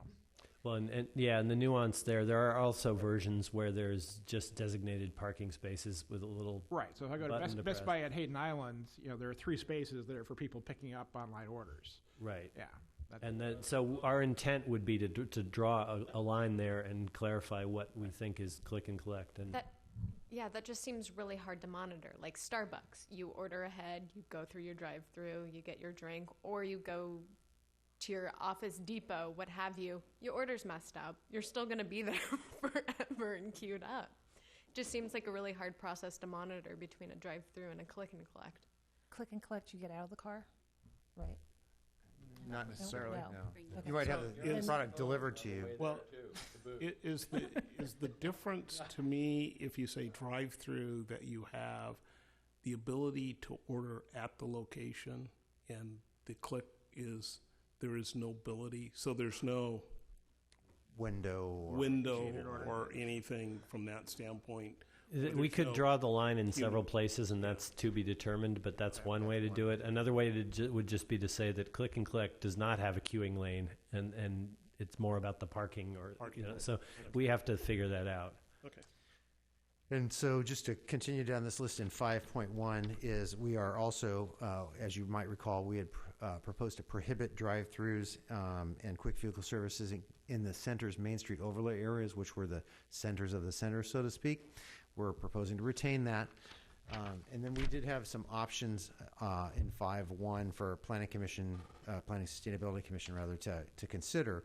So I have a few slides that illustrate where drive-throughs exist today and how the new code would affect the allowances, where they'd be allowed or not allowed. So I can show those to you, and then we can have a discussion about these items as well as any of the options that we outlined in our memo So to you. before you leave this slide, just to be clear, the 4th bullet trumps the 2nd bullet? Yes. Yes. Okay, thank you. And a question about the second one. So if Correct. you have an existing drive-through, you bulldoze it and replace it with a new one. Things like landscaping standards that apply to CM1 or CM2 generally are going to apply to what you rebuild. Yes, you would not be able to, you'd still be, the new development standards would be applicable, yes. Yep. And quickly, council has provided direction globally around this. Can you talk a little bit about that? Yeah, we were going to save that for the CE map Okay. discussion, but I mean, generally speaking, they have, the language is, let me see if I can read it for you. I'd have to skip many slides ahead to do such a thing. But there is language that basically says a drive-through should be prohibited in the central city and limited in inner-ring neighborhoods and centers. And that's what the policy generally suggests. And we'll touch base on that when we get to the CE zone topic. I don't think we're going to get there tonight. So here's a map of some multicolored confetti that shows where we think existing drive-throughs exist right now. And you can see they're in all of our major corridors with some concentrations right now around Hollywood, still some here on 39th, some on Powell, many on 82nd Avenue, some on Lombard. So they are really arrayed pretty broadly out there right now in the landscape. I want to also add the caveat that this isn't a draft map, not 100% accurate, but we did the best we could given the data sources we had to try to establish where they were and how many there were. And so under the existing zoning, today's zoning, this is where drive-throughs would be allowed and where they're prohibited. So they're flat out prohibited in the red zones. So a lot of them, you can tell, are existing in these red zones now. They've been there for years. They continue to operate. They're completely allowed in the current CG zone, which is shown here in green. This is Outer Sandy, some parts of 122nd, 82nd Avenue, parts of Powell, Foster, Barber, and bits of Lombard. They're allowed in a limited way in the CN2 zone. It's a little bit hard to see, but there are these yellow areas, so like Outer Sandy, parts of Outer Division, parts of Outer Powell, and in a limited way up here on Markham Hill. I'm going to probably set that aside. Don't even think about that one right now. Different topic. And they're allowed when they are rebuilt with a greater development allowance in places like Hollywood and St. John's. So they're very limited in those areas. So that's the existing landscape of where they're allowed and not allowed, notwithstanding where they're actually built. And what the proposal that we're suggesting is this kind of a map. And so on this map, the orange areas represent that area where we would say, if you have an existing drive-through, you are good to rebuild. So that's most of, much of the city actually inside of 82nd Avenue and on inside the west side. So we lost our pointer there. So all of these orange areas would be, if you have an existing drive-through, you could rebuild, except in these red areas, which represent the center's Main Street overlay areas. Or a few plan districts. Or a few plan districts that where they're already outright prohibited prohibited. So this is option B This is in the memo. So this allows for CM1, CM2, CM3. Correct. Yeah, I believe that's Okay. the second thing in that line. Can you flip back to the other one and kind of Yep. flip back? Kind of Let me just finish this one up. So the green areas again would be where they're just completely allowed in this on this map, and so that's the distinction. So this one's orange. If you've got one, you can rebuild it, but you can't have a new one. You could, if you had a property there, you couldn't develop a new one, but you could rebuild your existing. Green, you could rebuild or create a new one. And red, you could not redevelop completely. And in the other map, looks like this. So their area of green has been reduced on that map. There's that is clear.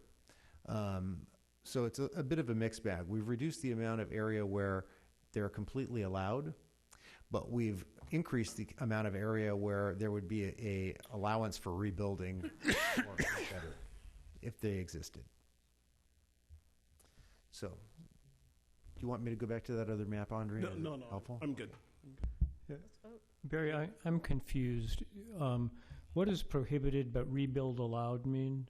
That means that so the way we would define the code would be in the CM1, CM2, and CM3 zones, drive-throughs would be prohibited. But if you have an existing one, you would be essentially considered an allowed use and be able to rebuild that. So we just kind of shortened that phrasing up there. Okay, to so that's summarize basically that. outside the centers. Mm-hmm. Yes. And the red spots you see in there still are kind of the centers area. Yeah, the red spots, you'd still not be able to rebuild one. If you had an existing one, it would be a non-conforming development. It would have some rights to change, but it would not have as much as the orange area where you have more of a full-fledged right to completely change your drive-through.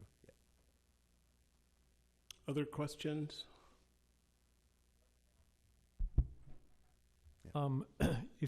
Can you go back a slide or two? Sure. Whoop, wrong way. That's the... It's the one with, that's the one. Okay. This is really helpful, thank you. And, the story here is that it's fast food and gas stations. Quick vehicle servicing is a pretty minor contribution to the whole thing. Bank ATMs? Banks. Well, gas stations are quick vehicle servicing as well. So gas stations are considered quick vehicle servicing as well. So it's the gas stations are a big component of the quick vehicle servicing. Okay, so we're not the other auto services are They would be like the Lube? Jiffy Lubes and the things of that nature. Yes. Oil Can Henrys, et cetera. Okay.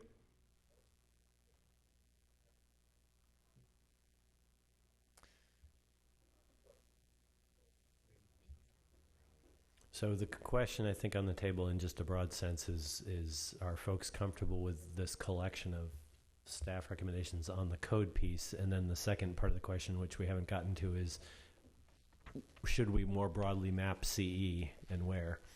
I should mention before we get in there, because since it's on the slide, the other element of this that we're proposing, which is a change from the proposed draft, is that you heard testimony about the implication of having a limitation on drive-throughs within 50 feet of a residential zone, which we adopted partially from some of the buffer overlay zone regulations that limit activities within 50 feet of a residential zone. We also limited drive-throughs within 50 feet across the street from a residential zone. You heard or got written testimony that those were somewhat onerous provisions for that type of development. And staff is proposing to reduce, and this is item 5.2, which is on page 8 of the handout. We are proposing to revise the language and change the standard to state that drive-through facilities are not allowed within 25 feet. And the distinction there is that The prohibition means that one could never ask for an adjustment or any opportunity to ask for special provisions to allow for something to happen. When it's stated as not allowed, you do have the ability to ask for an adjustment.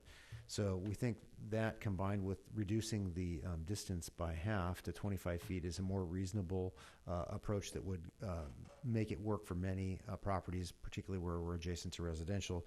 And we're proposing to eliminate the across the street buffering provision, so that we would just mitigate that with landscaping as we do today. One of I think the complaints of the retail task force on this issue was that the regular pedestrian orientation standards that require the building to be close to the street and have windows that face, and the main entrance and the pedestrian access, all of that tends to mean that the drive-through needs to be on the back half of the site, but we were saying that they couldn't be within 50 feet of the residential. So the argument was effectively we were precluding it. So the argument to reduce that setback is to say, well, there is kind of a zone on those 100-foot deep sites where it might work, and so we didn't want to effectively prohibit them through the standards. So, in the retail association, the rationale for some of the changes that they're proposing is that many of the neighborhoods are not, as we heard in testimony today, are not ready for, if we went out with your original development, are not ready for that development today. I think that's part of the CE zone map question that we'll get to next is the readiness issue. Okay. So we'll be asking you in 6.1 when we get to that. I don't think we'll get to it tonight. We'll probably get to it in our next work session. Are there areas within Portland, and we've identified some, where you think that we're not ready for the more intense mixed-use development, and we ought to have greater allowances for drive-throughs, or quick vehicle servicing, and the CE zoning would be more appropriate to apply there. So we'll show you a map of those areas as well. Question? Yeah, go ahead, Gary. I'm wondering, it seems to me that the primary harms of drive-through are pedestrian traffic disruption, pedestrian traffic danger. Is that the underlying rationale? It's pedestrian comfort and access to the development. In cities that have none of these standards, often the buildings are set way back, and there's no direct connection between the pedestrian street or the transit stop and the buildings. And the collection of standards that we have, including the drive-through provision, are all kind of designed to ensure that commercial development is oriented to the pedestrian. It still may have vehicle access in many ways, but that we've kind of got this collection of standards to discourage uses that are turning their back on the pedestrian. And I think from a cycling point of view, I think nobody's really found data to substantiate this. I'd say there's a preference for fewer curb cuts to have a good cycling environment. Teresa? And then So how much of a difference does volume of traffic make in this? It seems to me that establishments like fast food have a much higher throughput than something like a gas station in terms of number of vehicles per day. Or is it strictly the question of orientation that's... I'm not sure I can answer that on the spot. Yeah. We'd have to look at that. We'd have to look into that. I guess the other issue that we're looking at is also kind of the urban design aspect of the kind of facilities that would have a drive-through, since we don't differentiate necessarily between fast food restaurants or banks or other kinds of facilities with drive-through. It really does open up the door for a broad array of things. So some of those have different urban design kind of implications, although we are moving in the direction of a more, even in those auto-oriented zones or auto-accommodating zones, more of a pedestrian-oriented development. Teresa? So I was struck by the number of banks on there, and I would not have thought of a bank when I thought of a drive-through kind of operation. So I wonder if we heard from any banks, or maybe they're click and collect. I don't know. I think we did hear from some banks. We might be hearing less of a concern about that because fewer people even go to banks these days because of all the things you can do on your mobile device. But Eli? Well, I guess I'm tending to support the staff recommendations and not be supportive of the alternative options on the following page. And holding the CE discussion, the zoning part, to another discussion seems a good use of our time. And I guess in terms of the click and collect thing, I don't have my head totally wrapped around it, but it seems if we're going to try and regulate that, it would be more to prevent place businesses from calling something a parking spot when really it's a queuing drive-through. That we might want to. There might be a way of gaming a system where you say this is this is where you park.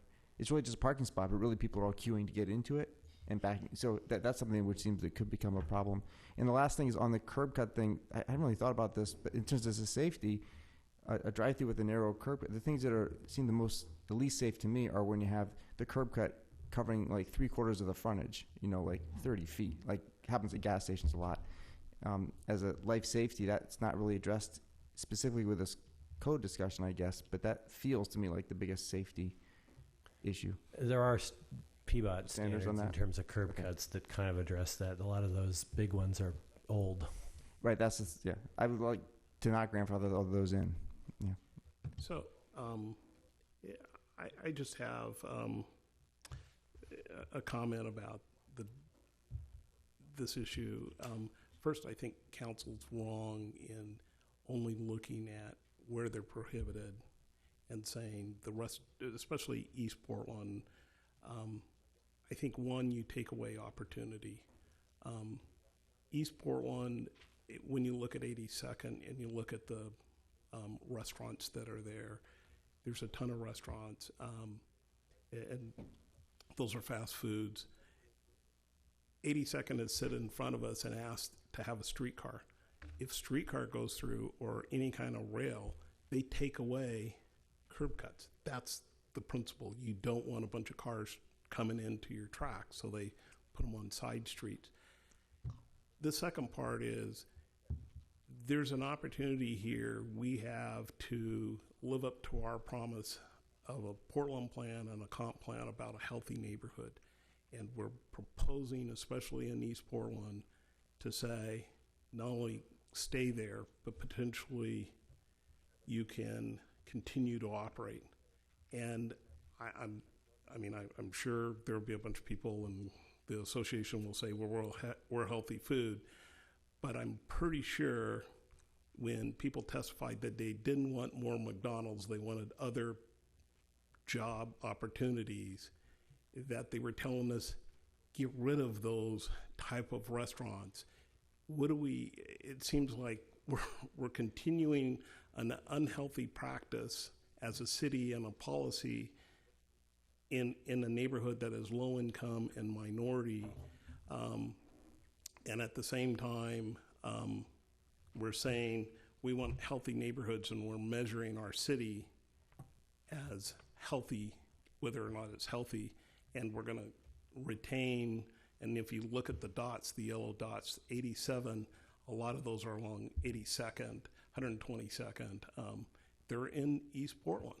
And why would we want to do that to a population as a long-term policy? In part, probably because, as I understand the written testimony, these are neighborhoods that are not ready for prime time. They don't meet the economic viability of turning that property into something else that can make more money.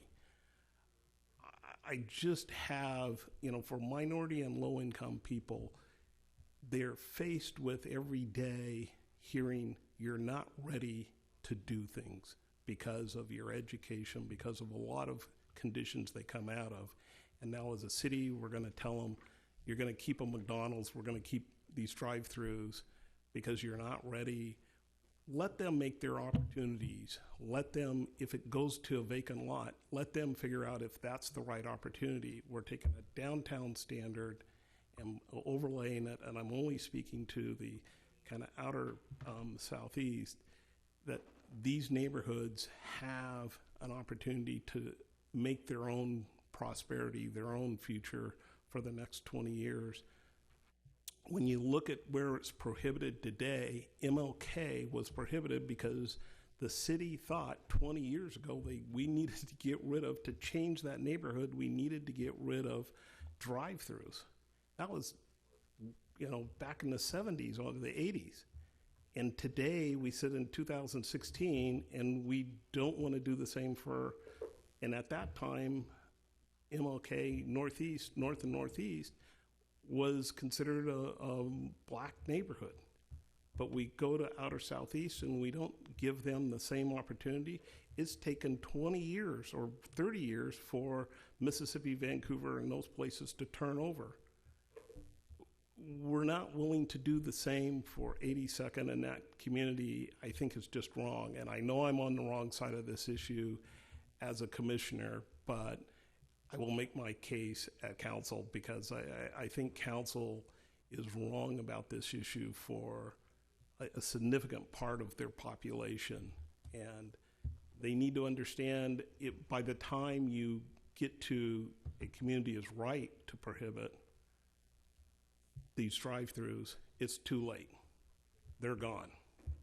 And the people, the gentrification we heard today and testimony has occurred, and people that needed that opportunity, and it didn't need to be 5 or 6 stories. It could have been a vacant lot that they did something else with. We don't give them that opportunity to figure out what their opportunity is. And we've said all along through the comp plan, whether it's community, how we get community involvement, how does a community involvement plan that puts multiple populations in versus just neighborhoods, how do they input into what happens in their neighborhood when we don't give them the opportunity to figure out that opportunity? I mean, but I understand the issue that, you know, we're not all on the same page here, and I will make my case to council, and I'm pretty good at that. So, Andre, you're just to be making sure I understand your position. You're kind of arguing that we should be discouraging drive-throughs more broadly in East Portland in particular. I think we ought to, for East Portland in particular, we ought to do the original proposal as staff, and just, especially 82nd out, give those neighborhoods an opportunity for 20 years to figure out if they become vacant lots, if McDonald's, if a $1 billion company can't figure out that they can do something different in that neighborhood and they have to go to dirt, what can the neighborhood do with that? We gave Northeast Portland that opportunity and prohibited drive-throughs 30 years ago, but we're unwilling to do it to this neighborhood today. I just think that's problematic. Excuse me, Chair, I apologize, I have to go. Yeah. I'm comfortable with the recommendations you've got up there. My understanding, the issue you're concerned about, what are we doing with the CE? Are we?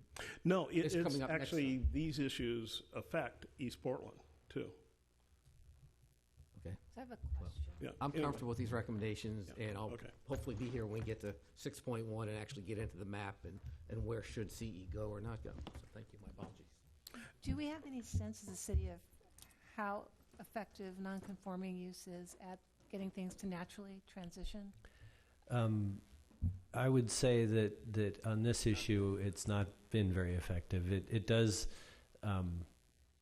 what it tends to do is maybe keep someone using an obsolete building longer than they might otherwise because they don't want to redesign it because they don't want to lose the right. And so this pivoting on this, one of our theories is it might at least encourage more complete rebuilds, which would allow us to apply more of the building orientation piece, which is maybe a higher priority, and the drive-through gets to stay longer than it otherwise would have, but maybe we get more landscaping in the parking lot and more pedestrian connection that otherwise, if they're holding on to the old building, they might not have.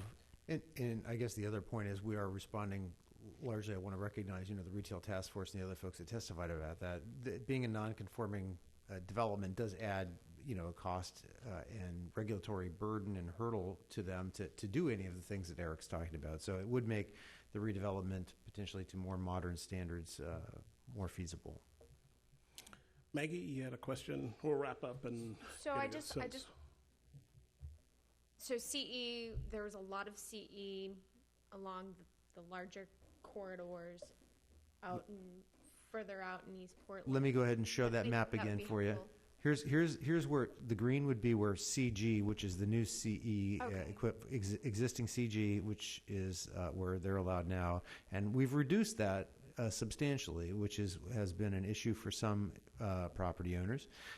But there still is, shown in green, those are those CE areas where they would be allowed outright. And there's some on 82nd Avenue, some on 122nd, bits on Division. And then we're, again, going to explore a map that says, should we add to that surplus? Yeah, I would just respond, really interesting points you bring up. I guess I'm a little hesitant to continue as broadly to outlaw these, particularly if we are thinking about certain managers of franchises that actually are, that is a source of employment, right? Like, we've heard a lot about sources of employment from people that have come in, so I'm just little hesitant to make it, to have completely vacant lots, right? Like anywhere throughout the city. It's not that you're going to put McDonald's out of business. I mean, I don't think we're putting McDonald's. But we're not just talking about McDonald's, right? These are multi-million-dollar facilities. I don't think you're talking about putting them out of business. I think what you're doing is, from my perspective, you're giving the community an opportunity to think about it in a different way. And if you don't do that, the community has no way of pushing McDonald's to change. And the city in the past has gone to communities, and I know in Northeast, and pushed out these type of businesses to try to create something different. And we are not, for this community, it seems we give up before we try.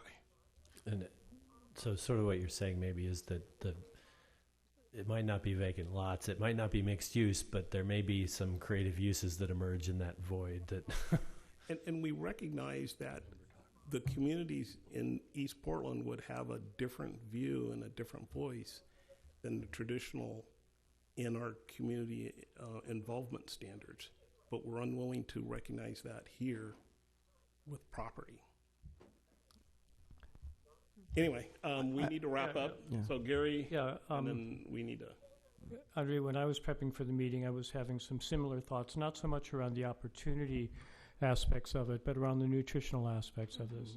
And so part of where I was going with my question about the differentiation between gas stations and oil change and fast food restaurants is that I think lumping them all together operationally is kind of a blunt instrument approach. And if we really want to change some things, like change nutritional opportunity, we could say, hey, let's take a look at fast food and let's see what the contribution of drive-thrus is to fast food consumption in a neighborhood, and is that an appropriate place for intervention? So that to me is kind of intriguing, and it's not, it becomes, in addition to becoming a design and pedestrian comfort issue, it gets at some other issues which are committed to through the comp plan and through the Portland plan.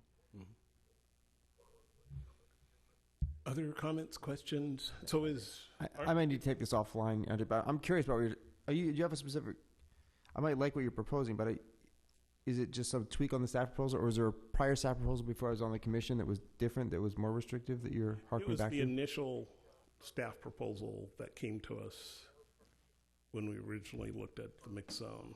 And that... Got it, okay. That's where... Maybe I have to look and see what that was, because... Yeah. Okay. So anyway, are we, just to get a sense for people, are we comfortable with where it's up there today? Well, I'd like to chew on what you just said, so. Yeah. Well, and some of this, the devil may be in the details. So based on what I heard today, I think we're going to write up these things in the revised code, and then you may have some discussion of those details as it comes back to you. And you may want to revisit this when we talk about the CE mapping as well. So this might drive a kind of a feedback loop on this as well. Okay. I actually would like to better understand the case you're making. I totally understand the sentiment, but was there really a cause and effect relationship behind not allowing them in Northeast, and we're good 30 years later we're good with that. It took 30 years. Or was that the first sign? Is that No, the first sign it of literally- gentrification taking out? That's for here. Yeah. No. I mean, literally, McDonald's on Fremont and MLK, kind of pushed out. And that was a city decision based on community input. So just to keep the process going and tell you what's next, so the next topic would be that mapping of CE that we'll come back to. But I want to just point out that back on page 2 of your memo, there's that full list of things we hope to get through. And what we didn't get through is most of the 7-point items. There's some nuances there. A lot of those are code detail things that are coming from the different bureaus, and I think what we're going to do potentially is proceed with writing those up and bringing those to you with the code package. We will still continue working through them in our next session, but just given the timing of how we have to operate to get the code written, we're going to start working on that stuff because we think it's fairly straightforward, but you'll have an opportunity to go through that. If there were any on that list that the commissioners immediately... Yeah, so we're going to, on those, what I'm going to do in follow-up is we're going to ask you to look back through those offline, and if you could flag ones that you particularly have a concern about the staff direction, that would set us up to efficiently deal with them in the next session. Okay, any other questions, concerns? Thank you for staying late. Thank you. We are adjourned.